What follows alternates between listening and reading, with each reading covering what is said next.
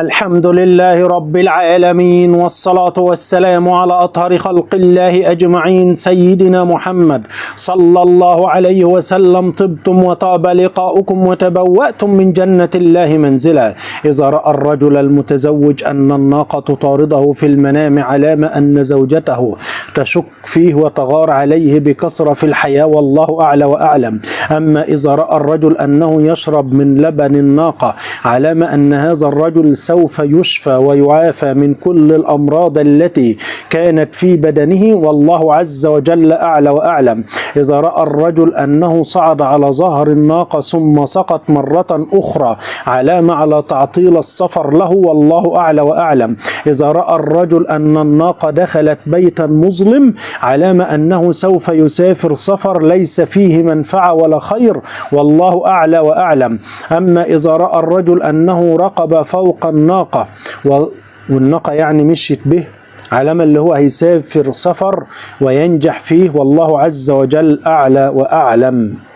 إذا رأت الفتاة العزباء أنها تركب على الناقة علامة أنها فتاة صبورة في الحياة. أما إذا رأت العزباء أنها تركب بالناقة وتسير بالناقة علامة على زواجها القريب من إنسان مناسب، والله عز وجل أعلى وأعلم. إذا رأت المرأة المطلقة أن الناقة تطاردها في المنام علامة أن هناك شخصا متسلط عليها يريد أن يظلمها في الحياة، والله عز وجل أعلى وأعلم.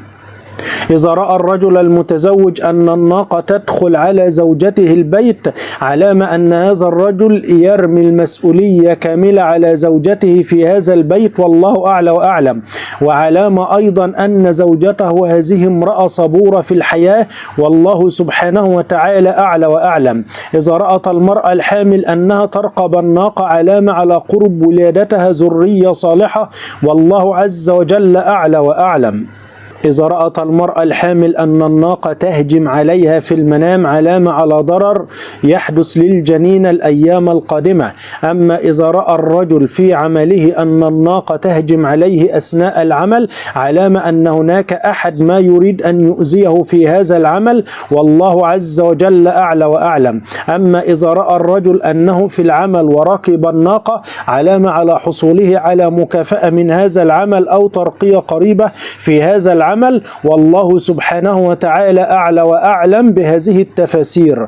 قال النبي صلى الله عليه وسلم: من قال سبحان الله وبحمده في اليوم 100 مرة حطت خطاياه وإن كانت مثل زبد البحر، صحيح الإمام البخاري. وقال النبي صلى الله عليه وسلم: من قال 3 مرات صباحا بسم الله الذي لا يضر مع اسمه شيء في الأرض ولا في السماء وهو السميع العليم لم تصبه فجأة بلاء حتى يمسي.